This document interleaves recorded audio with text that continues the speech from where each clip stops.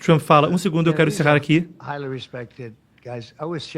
Ele diz, essas são pessoas altamente respeitadas. Eu fiquei chocado com o Larry, porque eu não sabia que o Larry estava fazendo isso. Ele não fazia isso de falar em público, mas ele falou bem, não é? Ele é tão respeitado. Esse grupo, bem, é realmente uma honra. Para o Larry estar aqui e fazer isso, é incrível, porque ele não faz esse tipo de coisa. Você não precisa, não é? Não precisa fazer isso. Mas eu acho que é uma honra ao país. Eu acho que é uma honra que esse grupo... Esse pessoal é demais. Eles vão fazer e vão fazer bem aqui na América. E vamos fazer ser tão fácil quanto pode ser. 500 bilhões no projeto Stargate envolve promessas separadas entre 200 bilhões de dólares do Massa. Fazemos disso antes, também 200 bilhões de DMAC, o que é ótimo, e tem muitos outros que vão investir. Vamos anunciar muitos, e alguns são muito respeitados. Muitos gostariam de fazer dessa forma, muitos não gostariam de fazer tão público, mas estamos alertando ao mundo o que está acontecendo. Temos que fazer antes de outros países. A China em especial. Aqui em Washington, na Casa Branca, nós conseguimos já quase 3 trilhões de dólares de novos investimentos nos Estados Unidos e deve chegar a 6 ou 7 até o final da semana. Quantias tremendas de dinheiro estão chegando para muitas coisas, além só de IA. IA é um assunto quente. Parece que é a coisa que muita gente esperta está interessada. Nosso país vai prosperar como jamais antes. Eu acho que isso é verdade. Será a era de ouro da América, como eu disse ontem. Tivemos o dia mais ambicioso orientado por ação de qualquer governo na história. Nunca houve um primeiro dia como ontem, como vocês sabem. Eu assinei uma série de ordens executivas para encerrar a invasão de nossas fronteiras. Lançamos um esforço de todo o governo para abaixar o custo de vida e a inflação, para abaixar o custo de energia. Vai ser magnífico e vamos abaixar. E quando a energia abaixar, Larry pode falar, quando a energia cai, tudo cai, todo o preço cai, o preço da comida cai, o preço de todo o resto cai. A energia é o foco. E declaramos uma emergência nacional de energia para perfurar, rapaz, perfurar petróleo. E vamos drill, baby drill, perfurar petróleo como nunca antes.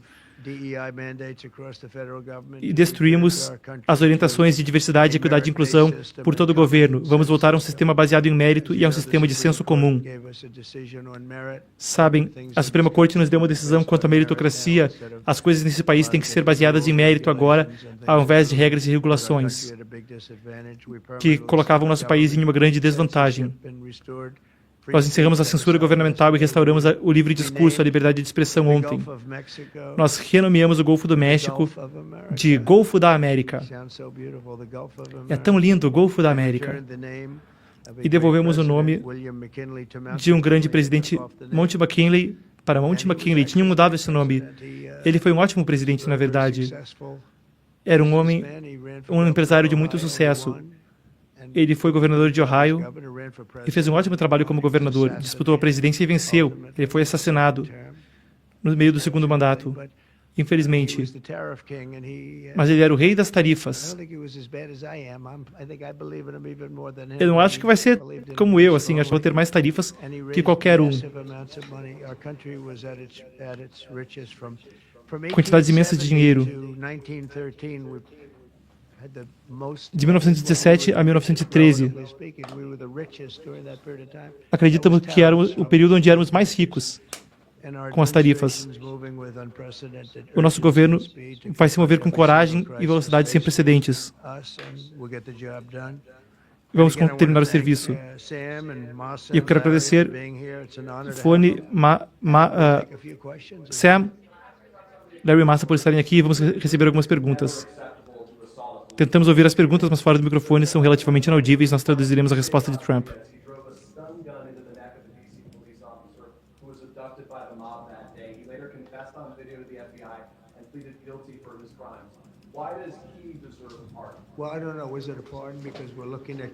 Há uma falha na minha transmissão do áudio. Peço que a produção me ajude com um ponto aqui. Temos o áudio? Temos o áudio. Muito bem, vamos lá então, de volta à tradução simultânea.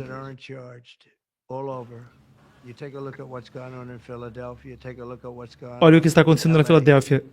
Olha o que está acontecendo em Los Angeles, onde as pessoas assassinam pessoas e não recebem indiciamentos. Essas pessoas já passaram anos e anos na cadeia. E foi vicioso. É uma prisão terrível. Tem sido horrível. Tem sido terrível, uma coisa horrível. Se você for para Portland, onde eles atiraram policiais, não aconteceu nada com ninguém. Se você for para Seattle, onde eles pegaram uma parte grande da cidade e pessoas morreram. Em Portland, muita gente morreu. E se você olhar para Minneapolis, porque eu estava lá, eu vi acontecer, e se eles não tivessem trazido a Guarda Nacional, nem teria Minneapolis hoje. Pessoas morreram. E ninguém foi para a cadeia. Então essas pessoas já passaram tempo demais na cadeia e eu tomei a decisão de anistiá-los. Joe Biden perdoou muitos criminosos ontem. Criminosos que ele perdoou. E você deveria estar fazendo essa pergunta. Por que ele perdoou todas aquelas pessoas que cometeram crimes? Por que ele perdoou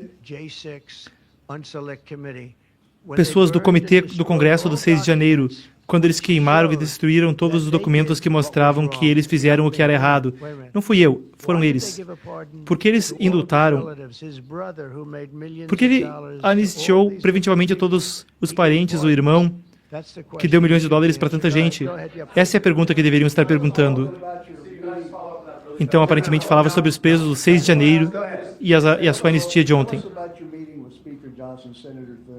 Há uma pergunta, então, sobre a reunião com o senador John Thune e o presidente da Câmara, Mike Johnson. Trump responde: eu acho que tivemos bons progressos. Eu acho que minha agenda legislativa foi facilitada por Los Angeles, porque eles vão precisar de muito dinheiro. Muitos democratas estarão pedindo ajuda. Mas eu acho que, então, iremos muito bem. Nós iremos cuidar bem de Los Angeles. Eu vou lá, eu vou para Carolina do Norte, que foi abandonada pelos democratas. E eu vou para Carolina do Norte, muito importante primeiro. Vai ser na sexta-feira e daí eu vou de lá para Los Angeles. E daí eu vou para Nevada. E vou para Nevada para agradecer eles pelos votos, porque nós ganhamos de Nevada, em Nevada esmagadoramente, e lá normalmente é democrata o negócio. Eu quero agradecer o povo de Nevada pelo seu grande voto. Pergunta: líderes dos Proud Boys e dos Oath Keepers foram anistiados ontem. E em 2021, você pediu que eles recuassem e ficassem de prontidão. E Trump diz: bom, eles foram anistiados. Eu achei que as sentenças eram ridículas e desproporcionais. Teve um sujeito com uma bandeira, eu acho que era uma bandeira anti-americana, e ele recebeu muitos anos na cadeia. Eu achei que foi muito excessiva a pena.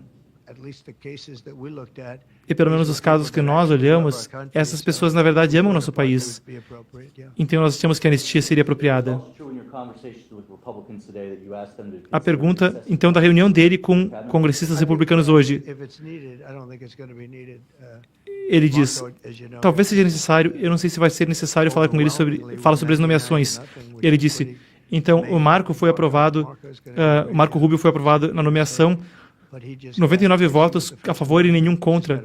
Ele foi o primeiro membro do gabinete que acaba de ser aprovado. Esse foi o voto, 99-0. E o voto que ele não recebeu, vocês sabem de quem era. E eu acho que o J.D. também faz um grande trabalho como vice-presidente. Houve pergunta agora sobre os incêndios. E Trump diz: eu já falava disso com vocês ontem na sala oval. Los Angeles tem tanta quantidade de água disponível, tudo que precisam fazer é virar uma válvula. E essa é a válvula que vem do noroeste do Pacífico. Milhões de galões de água, uma semana, talvez um dia em muitos casos. E essa água viria para a Califórnia, passa pela Califórnia até Los Angeles. E eles fecharam a válvula foi fechada. A válvula agora vai para o Oceano Pacífico. e toda essa água que eles teriam vai para o Oceano Pacífico. Se eles fizessem o que eu disse para eles fazerem, eles não iriam fazer porque politicamente eles achavam que ia pegar mal, mas eu acho que politicamente iria pegar bem. Mas o que eles fizeram agora é muito mal politicamente. Eles destruíram a cidade.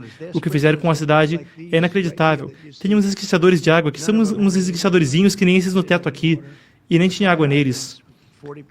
Os hidrantes, 45% estava sem água. As reservas estavam secas. Nem os esguichadores de jardim tinham água. E foi um inferno. Eles criaram esse inferno. Então estamos exigindo que eles mudem a válvula direcionando a água para Los Angeles. Não dá nem para acreditar que ainda não fizeram. Pensem nisso, eles têm uma válvula. Pensem tipo numa pia, mas multiplicando bilhões de vezes o tamanho. E era só mudar o direcionamento da água para Los Angeles. Ou eles têm um desejo pela morte, ou eles são burros ou tem mais alguma coisa que não entendemos. Nós queremos que a água que eles estão desperdiçando seja utilizada na Califórnia. E sabe, tem os fazendeiros da Califórnia. Como você dirige rumo ao norte na Califórnia, eu estava com o Devin Nunes quando ele era congressista. Ele era congressista da área. E nós estávamos dirigindo por ali, pela estrada, e eu ficava olhando para aquelas fazendas, e a terra estava seca como um osso. Então você via alguns hectares com lindos campos verdes. Era lindo, rico, coisa rica. E você olhava para o solo, e ele era tão rico. Aquele solo é quase o equivalente do solo de Iowa. É fenomenal. Não tinha água, mas o motivo pelo qual não tinha água, tem uma enchente? Tem uma seca? Não.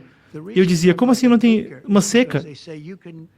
O motivo para aquilo é porque você só podia cultivar em 1 acre, e não podia ter mais fazendo que isso, porque eu não podia desperdiçar água, mas então eles jogam um monte de água no oceano, que maluquice. Então teríamos uma ordem executiva exigindo que eles imediatamente façam com que a água ir para a Califórnia, para os fazendeiros, mesmo pessoas vivendo em Beverly Hills. Muitas pessoas em Beverly Hills estão sofrendo. Acredite ou não, eles tinham restrições. Larry, você sabe, eles queriam restringir para 38 galões de água por dia. Parece que é muito, mas não é. Quando você é rico e você gosta de tomar um banho, 38 galões não dura muito tempo. E eles têm tanta água. E água boa, hein? No noreste do Pacífico, parte vem do Canadá, parte vem do Canadá, e ela passa por toda a Califórnia, e eles estão restringindo essa água. Eles têm até canos cortados, cortam canos maiores que essa sala, e então a terra está seca como um osso, e poderia estar cheia d'água. Não é incrível, inacreditável que eles não fazem? É para proteger um peixe que de qualquer forma está ruim. Mas como você protege um peixe sem dar água para ele? É água. Ninguém consegue responder essa pergunta. Uma pergunta quanto ao Elon Musk comprar TikTok. Se ele está aberto ao Elon Musk comprar TikTok. E Trump diz, eu estaria aberto se ele quiser comprar, sim. Eu também gostaria de comprar. Eu tenho o direito de fazer um acordo. Então Trump fala sobre o TikTok. Trump fala, Larry, vamos negociar na frente da mídia. O negócio no qual eu estou pensando, e eu já me encontrei com os donos do TikTok, os donos grandões. Ele é inútil se ele não tiver permissão de operar aqui, certo? A coisa toda não vale nada se não puderem operar aqui. Mas se tiverem permissão de atuar aqui, aí vai valer cerca de $1 trilhão. Então o que eu acho que eu vou dizer para alguém é, compre e dê metade para os Estados Unidos da América. E aí vamos dar a licença para operar. E aí terão algo que é mais valoroso, porque terão o melhor parceiro de todos nos Estados Unidos. E aí vai funcionar bem com as regulações. Pensem nisso, você tem um ativo que não tem nenhum valor, ou que vale $1 trilhão. Tudo depende de se os Estados Unidos dão ou não uma permissão. Então depende se os Estados Unidos dão permissão, e aí, se dermos a permissão, os Estados Unidos ganham metade. É razoável. O que vocês acham? Ele fala com os magnatas da tecnologia. E o Larry da Oracle diz, vamos ver, e o Trump fala, ele tem grana para comprar, hein? O repórter pergunta, Você não está mandando uma mensagem com os seus indultos do 6 de janeiro que não há problema em insultar os oficiais? E Trump responde, não, é o contrário. Trump diz, eu acabei de aprovar. Para 2 oficiais de D.C. foram presos e colocados na cadeia por 5 anos porque eles foram atrás de um imigrante ilegal. E aí prenderam os 2 policiais por perseguirem um criminoso, aliás, não do 6 de janeiro, das deportações em massa, ele fala. Ele diz, eu sou amigo da polícia, mais do que qualquer presidente que já esteve nessa sala.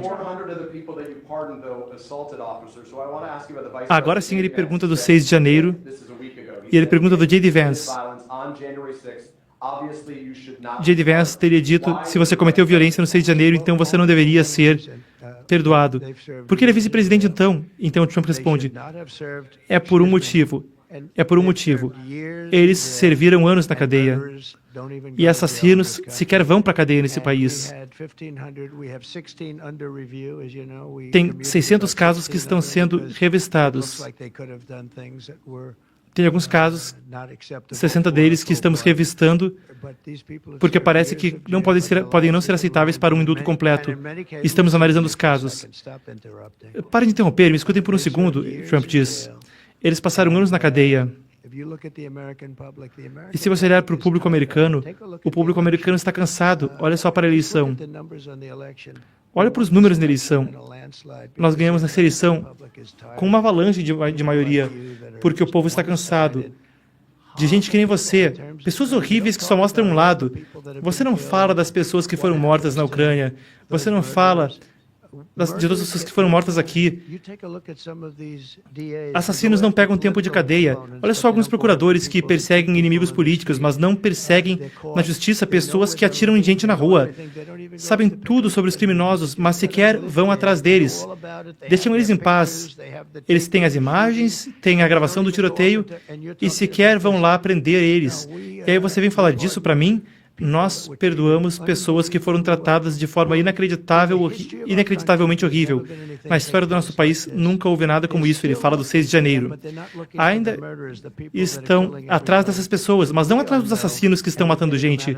Mas nós estamos atrás dos assassinos e vamos deportá-los do país. E eles vão estar fora do país rapidamente. Eles entraram ilegalmente de cadeias. Eles mataram muita gente. Alguns mataram muita gente. Muitos mataram mais de uma pessoa. É nisso que estamos focados, não o tipo de besteira que você fica falando aí. Pergunta, você pediu um cessar-fogo na Ucrânia. Se Vladimir Putin não vier negociar com você e com a Ucrânia, você vai colocar mais sanções na Rússia? E Trump diz, pareceria provável. E Trump fala, a guerra nunca teria começado se vocês tivessem um presidente competente. E não tinham. A guerra não teria começado. Jamais teria acontecido se eu fosse presidente. Mas não deu, né? Porque a eleição foi trapaceada. Pergunta sobre o debate em volta de Trump quanto a vistos. Sobre o visto H-1B. E o Trump responde, eu gosto dos 2 lados do argumento. Eu gosto que pessoas muito competentes entrem aqui no país, mesmo se isso envolver eles treinarem e ajudarem outras pessoas para se qualificarem aqui também. Eu não estou só falando de engenheiros, estou falando de pessoas de todas as indústrias. Queremos pessoas competentes entrando aqui. E o visto H-1B, eu conheço muito bem o programa de vistos H-1B, eu usei o programa, especialistas de todos os tipos, mesmo garçonetes de alta qualidade. Você tem que ter as melhores pessoas aqui. Olha só o Larry aqui, ele precisa de engenheiros. O Massa aqui precisa de engenheiros. Ele precisa como ninguém jamais precisou. Temos que ter pessoas de qualidade. Ao fazer isso, estaremos expandindo negócios, e isso ajuda todo mundo. Então, eu entendo os 2 lados do argumento, mas o que eu sinto é que temos que deixar as pessoas realmente competentes entrarem no nosso país. E como fazemos isso? Programa H-1B. Pergunta sobre tarifas no Canadá e no México. Trump responde.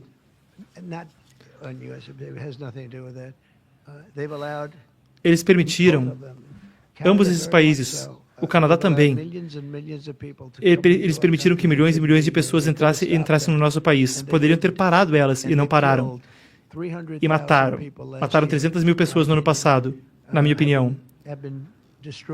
Na minha opinião, 300 mil pessoas foram destruídas por drogas, por fentanil. O fentanil que vem do Canadá é imenso. O fentanil que vem do México é imenso. E as pessoas estão morrendo, famílias estão sendo destruídas. O filho morre e a família fica maluca pelo resto da vida. Eu vi mães que eu pensei que estavam bem, mas elas dizem, só piora com o tempo. Perdem o menino, perdem o nenê, perdem a menina, a filha jovem, para o fentanil, envenenamento com drogas. Eu conversei com o presidente Xi no outro dia da China e eu disse para ele, a gente não quer esse lixo no nosso país, pode parar. Eu tinha um acordo com ele, no qual ele iria dar a pena máxima, que na China é a pena de morte. Ele disse que daria a pena máxima para traficantes de fentanil se mandassem para os Estados Unidos, que iriam pegar a pena de morte. E aí, claro que o Biden não continuou a conversa, o acordo estava prontinho. Iríamos ter feito acontecer. E aí houve a eleição. Vamos colocar de uma forma gentil. Não aconteceu bem. Estou tentando ser gentil com isso. Foi uma trapaça. E tínhamos um presidente incompetente que foi eleito. E ele nunca seguiu esse acordo. Mas ele deveria ter seguido um acordo, porque se eles tivessem a pena de morte, não estariam mandando fentanil para o México, para o Canadá e para outros lugares. Pergunta sobre as tarifas e Trump diz, estamos pensando em uma tarifa de 10% na China, com base no fato de que estão mandando fentanil para o México e para o Canadá. Quando você podemos esperar tarifas? E o Trump fala, 1º de fevereiro é provavelmente o dia das tarifas. Para o México e para a China, estamos falando de aproximadamente 25%. Pergunta se ele pretende viajar para o Oriente Médio. E o Trump diz, estamos pretendendo, mas não imediatamente. Tem uma coisinha chamada os reféns. Os reféns estão voltando bem agora. Alguns deles estão muito traumatizados, sofreram demais. Tem aquela moça com a mão explodida. Vocês sabem como aconteceu, né? Quando descobrirem, não vão ficar felizes, porque foi horrível. Os reféns estão começando a voltar. Se eu não estivesse aqui, eles jamais teriam voltado. Teriam todos morrido. Se isso tivesse acontecido um ano mais tarde, se o Biden tivesse feito esse acordo 1 ano e meio, 2 anos atrás, ou, francamente, nunca deveria ter acontecido. O 7 de outubro nunca deveria ter acontecido. Ninguém deveria estar morto. Mas, pela fraqueza, pôde ocorrer e aí foi um desastre. Se voltarmos para 6 meses atrás, muitas dessas pessoas estavam vivas. Sabem, gente jovem não morre fácil. As pessoas não estão morrendo jovens não estão morrendo com 22 ou 23 anos, mas agora estão morrendo. Quer saber por quê? Porque estão sendo assassinados. Estão sendo assassinados. 6 meses atrás, teríamos 11 mais reféns vivos. 6 meses atrás. Mas Biden não conseguiu um negócio. E foi só porque eu impus um prazo que aconteceu. É uma situação muito triste. Jamais deveria ter ocorrido. 2 coisas jamais deveriam ter ocorrido. 3 coisas. A inflação nunca deveria ter acontecido, não teria acontecido, exceto o que eles fizeram pela energia com a gastança maluca. E a Ucrânia jamais teria acontecido. Jamais. A Rússia jamais teria entrado na Ucrânia. Eu tinha um entendimento forte com Putin. Não teria acontecido. Mas o fato é simples. Ele não respeitava o Biden. Ele é inteligente. Ele desrespeitava o Biden. E o Oriente Médio, isso jamais teria acontecido porque o Irã estava quebrado, o Irã não tinha dinheiro. Não tinha dinheiro para dar para o Hamas, não tinha dinheiro para dar para o Hezbollah. E jamais teria acontecido. 7 de outubro jamais teria acontecido. Mas aconteceu. Então essas são as cartas com as quais estou jogando e estamos tendo os reféns de volta. E isso não teria acontecido com o Biden. Eles não teriam voltado. Eles estavam morrendo. Estavam sendo assassinados. Era isso que estava acontecendo. Pergunta sobre continuar mandando armas para a Ucrânia. Trump diz, estamos estudando o assunto, estamos conversando com Zelensky, estaremos conversando com o presidente Putin muito em breve e veremos como tudo isso acontece. Iremos estudar isso. Uma coisa eu posso dizer com certeza, a União Europeia deveria estar pagando mais do que está pagando. Porque sob o Biden, nós estamos dando 200 bilhões de dólares a mais que a União Europeia e afeta mais ele do que a gente. Tem um oceaninho aqui separando a gente do problema. A europeia deveria pelo menos equalizar e estamos dando 200 bilhões de dólares a mais que a União Europeia. Somos burros? Eu acho que a resposta é sim. Porque é o que eles devem achar.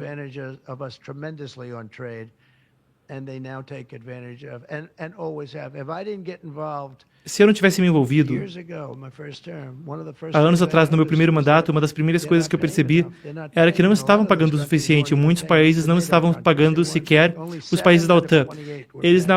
Só 7 dos 28 estavam pagando a cota do PIB em defesa. A Polônia era outra. Tinha alguns outros que estavam pagando. Normalmente, quanto mais perto da fronteira com a Rússia, mais rápido então pagavam sua cota de defesa. Os que estão mais longe da Rússia tendem a não pagar tanto. Eu acho que o número da cota de defesa não deveria ser 2% do PIB, deveria ser 5% do PIB, não 2%. 2% é ridículo. Pergunta sobre Xi Jinping e conversa com Xi Jinping sobre a Ucrânia. E Trump diz, sim, conversei. Ele não fez muito, ele tem muito poder, assim como nós temos muito poder. E nós discutimos esse assunto sim. Pergunta sobre coisas que podem, sobre decisões que podem beneficiar Trump pessoalmente, sobre a cripto de Trump, o produto cripto de Trump, o meme coin de Trump. E então Trump pergunta, eu nem vi quanto é que está o preço. Então o repórter diz, vários bilhões de dólares nos últimos dias. E Trump fala, só isso? É a batata pequena perto desses caras aqui do meu lado, e aponta para Sam Altman, Larry Ellison.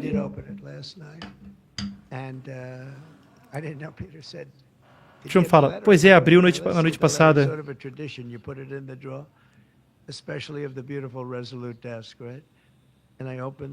Então eu abri e lá estava a carta, perguntando da carta de Biden agora. Estava escrito na carta para o número 47. E Trump diz, é um gesto bacana, não sei se vou compartilhar com vocês. Basicamente, aquela carta de Biden foi uma carta do tipo de inspiração, aquela carta do Biden. Faça um bom trabalho.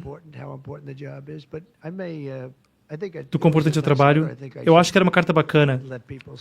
Eu acho que eu deveria deixar as pessoas verem a carta, talvez eu publique, porque foi positiva para o Biden. Eu apreciei a carta de Biden.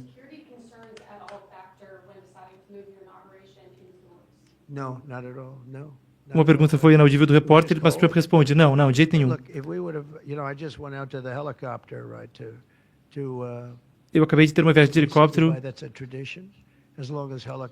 lá e nós fomos lá até o helicóptero e dizemos tchau para eles. Antes eram carruagens, agora eles têm helicópteros. É uma tradição da posse. E nós ficamos lá 10 minutos no frio. E eu vou falar a verdade para vocês. As pessoas não teriam suportado aquele dia no frio. Ele fala da posse. Eu vou dizer para vocês, o dia de sol pode ficar frio. Estava congelando ontem, não daria para fazermos a posse lá. Não teria sido seguro. Isso dito, eu achei que o Capitólio e a rotunda do Capitólio, eu achei que foi lindo. 72 graus Fahrenheit, o som estava ótimo. Era como estar num hall de ópera. Eu acho que as pessoas prefeririam fazer ali mesmo do que fora.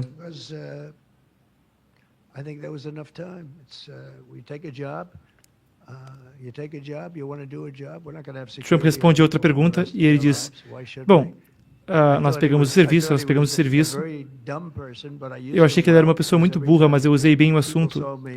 Porque toda vez que as pessoas me viam entrar numa reunião com John Bolton, atrás de mim, achavam que ele ia atacá-los porque ele era um cara que promovia guerra. Foi ele que, junto do Cheney, que convenceu Bush a explodir o Oriente Médio. Então nós saímos. Não conseguimos nada ali com o Oriente Médio, além de morte. Matamos muita gente. E o John Bolton era um dos caras que incentivou isso. Não dá para ter isso pela vida toda. Vários repórteres falam ao mesmo tempo, é inaudível. Trump responde, não sei, olha só, o presidente Zelensky gostaria de ter a paz. Ele me disse isso fortemente, ele quer a paz, mas precisamos de dois para dançar, vamos ver o que acontece. Eu gostaria de ver isso acabar, milhões de pessoas estão morrendo. É uma situação viciosa. Muitos são soldados e muitos civis morreram também nas cidades, parecem lugares de demolição. Prédios imensos foram bombardeados e estão sendo derrubados. O lance com a Ucrânia é que muito mais gente morre do que vocês estão falando. Vocês não estão noticiando o número de verdade. Não estou culpando você. Estou culpando talvez o nosso governo por não querer divulgar esses números. Muito mais gente morreu do que o que vocês sabem. Quando aqueles prédios grandes caem e falam, 2 pessoas se machucaram, milhares de pessoas estão morrendo. Mas a verdadeira matança agora é no fronte de batalha. É uma terra muito plana e a única coisa que para uma bala é o corpo de alguém. E temos soldados jovens. Então a Rússia perdeu cerca de 800 mil soldados agora. A Ucrânia perdeu uns 600 mil ou 700 mil. Eu acho que os números são menores em certos aspectos, mas perderam números imensos de soldados. E aquela guerra tem que parar. É um campo, é muito plano, fazendas lindas e são planas. Até é bonito, mas na guerra eles não têm proteção. A única coisa que para um corpo, uma bala é um corpo. E os corpos estão parando muitas balas e estão sendo dizimados dos dois lados. Pergunta sobre o que ele disse para o presidente Xi Jinping no contato entre os dois. Sobre as tarifas. E Trump disse, não falamos muito sobre os impostos e as tarifas. Eu disse para ele qual era a minha posição. Eu já coloquei muitas tarifas na China, recebi centenas de bilhões de dólares por isso. Até eu ser presidente da primeira vez, a China não tinha pagado sequer 10 centavos para os Estados Unidos.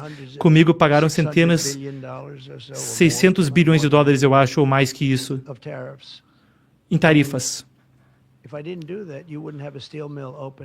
E se eu não tivesse isso, não teríamos as usinas de aço aqui, não teria sequer uma única usina de aço nos Estados Unidos. Então o que eu fiz foi que eu salvei a indústria metalúrgica e salvei outras indústrias com outras tarifas.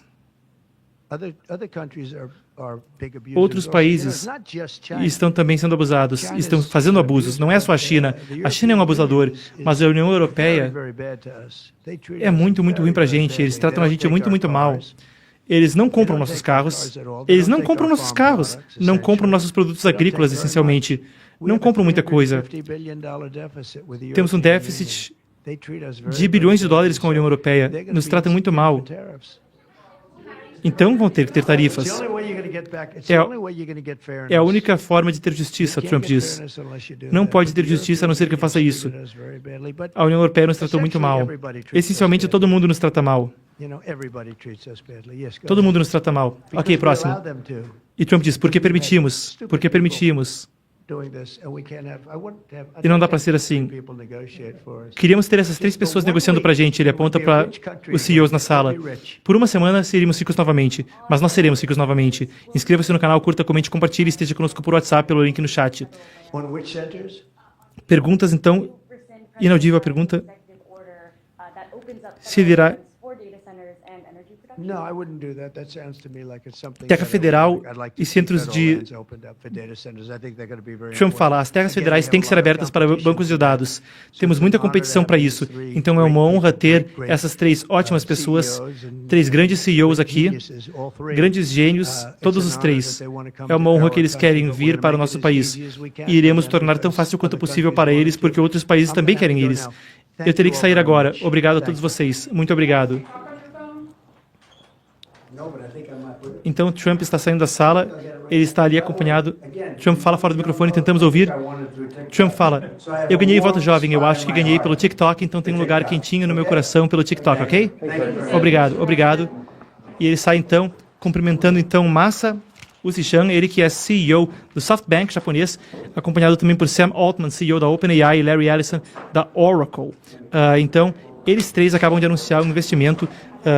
Você acompanhou aqui a tradução simultânea absolutamente ao vivo conosco. Nós ouvimos, então, esses 3 CEOs de tecnologia junto de Trump anunciarem SpaceGate, eu acredito que fosse, pedir que a produção me confirme novamente o nome do projeto, então, mas uma iniciativa para investir 500 bilhões de dólares no desenvolvimento de bancos de dados e IA nos Estados Unidos. Lugares já estão sendo buscados, então, pelo governo federal nessa empreitada conjunta com CEOs da tecnologia, com investimentos imensos em IA. Trump quer, então, os Estados Unidos liderando em IA.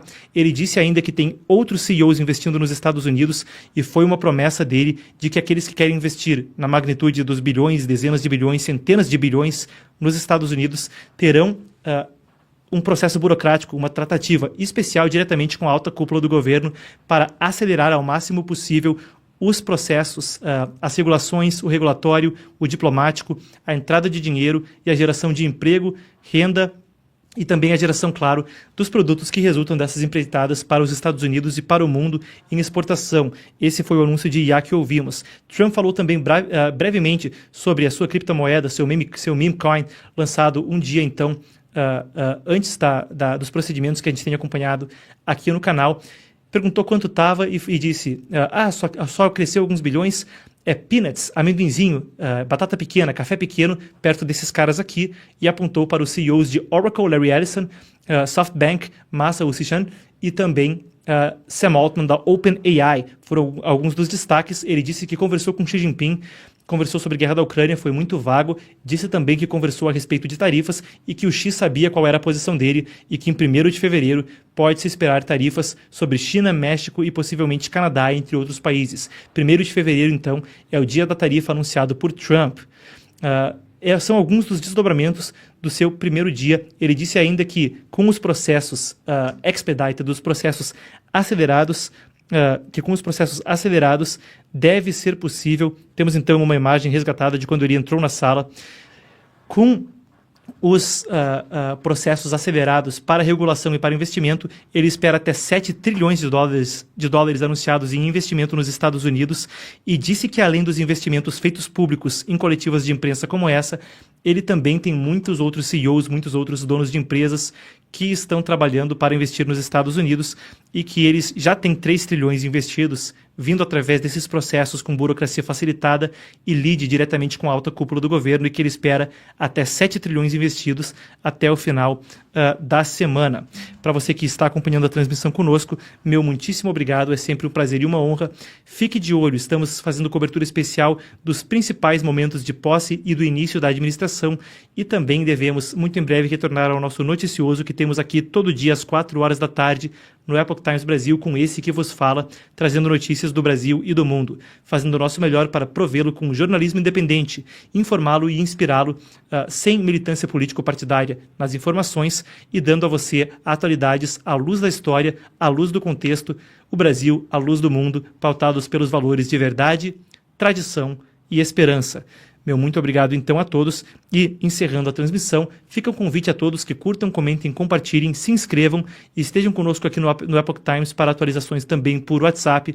E encerrando, como tem muitos novos inscritos no canal e gente que conhece agora nosso trabalho, o Epoch Times tem sede nos Estados Unidos, fundado em 2000 por sobreviventes da perseguição religiosa do Partido Comunista Chinês.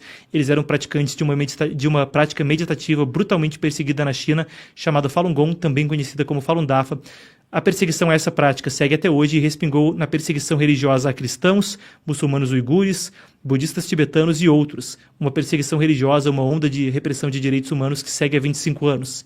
Iniciados para cobrir essa pauta por voluntários que faziam jornalismo independente nas suas horas livres, hoje somos o 4º maior jornal por volume de assinantes nos Estados Unidos e muitas vezes a partir dos esforços de voluntários, começando com a pauta de direitos humanos, como aqui no Brasil, nos expandimos para 23 idiomas e 36 países, temos nos profissionalizado aqui no Brasil nos últimos 4 anos e estamos muito felizes de poder oferecer essa cobertura nessa nossa primeira posse presidencial que cobrimos aqui no Brasil, primeira posse presidencial dos Estados Unidos. Certo? Eu deixarei então um informativo com a história do Epoch Times na sequência. Bem-vindos todos, é nosso prazer recebê-los por aqui. Vocês acompanham o informativo do momento em que a nossa história foi registrada, veja só, no Congresso dos Estados Unidos por sua relevância ao público em 2023. Muito bem-vindo ao Epoch Times Brasil, eu sou o Marcos Chotques, editor, e vejo você na programação do canal. Obrigado, senhor orador. Quando Joe Tang estava obtendo seu doutorado em física no Instituto de Tecnologia da Geórgia em 1999, ele nunca imaginou que cerca de 20 anos depois estaria dirigindo o quarto maior jornal americano em número de assinantes. Na época, o Partido Comunista Chinês, o PCC, havia acabado de começar a perseguição à disciplina espiritual Falun Gong, praticada na época por aproximadamente 1 em cada 12 chineses. As pessoas praticavam os exercícios lentos e suaves pela manhã nos parques antes de ir para o trabalho. E assim como qualquer outra campanha de perseguição do PCC, o regime contou com a mídia sob seu controle, tanto a mídia estatal quanto a mídia privada, para demonizar e isolar o grupo. Em uma tentativa de demonizar o Falun Gong e justificar sua perseguição, a mídia fez propaganda de ódio ininterrupta atacando esse grupo de meditação pacífica. John, que havia imigrado para os Estados Unidos, assistiu de longe com horror, enquanto amigos eram perseguidos por suas crenças.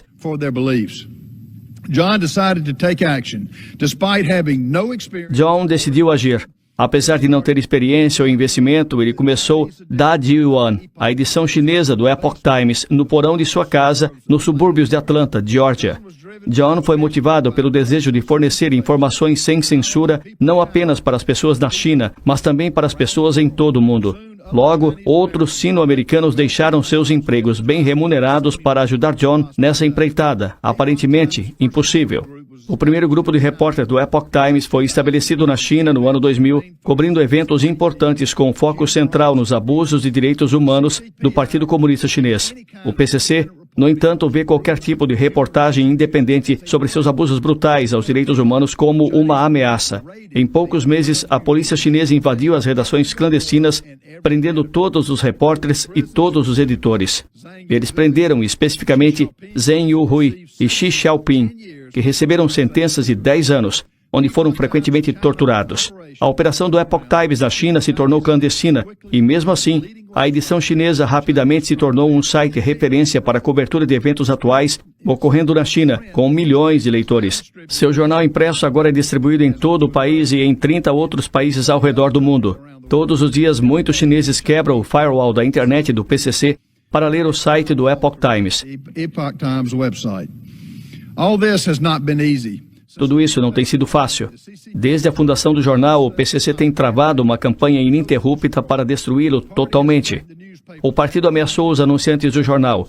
Eles lançaram ataques cibernéticos incessantes ao seu site e em seus sistemas de TI, e ameaçaram parentes e membros da equipe na China. O assédio não se limitou apenas à China. Em 2016, a casa do então engenheiro-chefe Peter Lee foi invadida por assaltantes, que o amarraram a uma cadeira e o espancaram antes de roubar 2 computadores. Enquanto isso, em Hong Kong, em 2019, assaltantes iniciaram um incêndio na gráfica do jornal. Em 2021, um homem armado entrou no prédio e usou marretas para quebrar equipamentos de impressão. O Epoch Times também inspirou o Tuidan, que significa o movimento para renunciar ao PCC, um resultado das publicações do Epoch Times da série especial 9 comentários sobre o Partido Comunista Chinês, que fornece a revisão mais completa até agora sobre a verdadeira natureza do Partido Comunista Chinês. Mais de 410 milhões de chineses tentaram cortar sua afiliação a esse partido e suas organizações afiliadas, e o número ainda está crescendo. Percebendo que o PCC tinha feito um enorme esforço para se infiltrar nos Estados Unidos, especialmente nas organizações de mídia, fazendo com que muitos meios de comunicação dos Estados Unidos transmitissem a propaganda do regime comunista, o Epoch Times foi lançado em inglês em 2003 e iniciou uma edição impressa em Nova York em 2004. O jornalismo independente do Epoch Times atraiu um grande número de leitores nos Estados Unidos e é agora o 4º maior jornal do país em número de assinantes. Seu site é lido por dezenas de milhões de pessoas todos os meses, todos os dias, assim como seu irmão chinês. O Epoch Times se orgulha de ser independente e de atender aos interesses dos leitores. Sob o slogan Verdade e Tradição, o Epoch Times segue as melhores práticas e os mais altos princípios do jornalismo e procura destacar o melhor da humanidade para inspirar as pessoas. O Epoch Times agora tem edições publicadas em 36 países e em 22 idiomas diferentes. Pessoal, isso tudo se trata de uma única palavra: liberdade. Obrigado.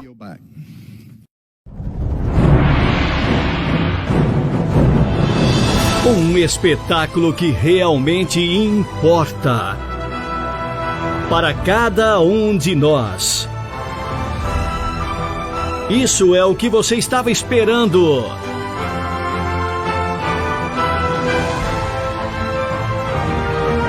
Shen Yun, uma produção totalmente inédita todos os anos.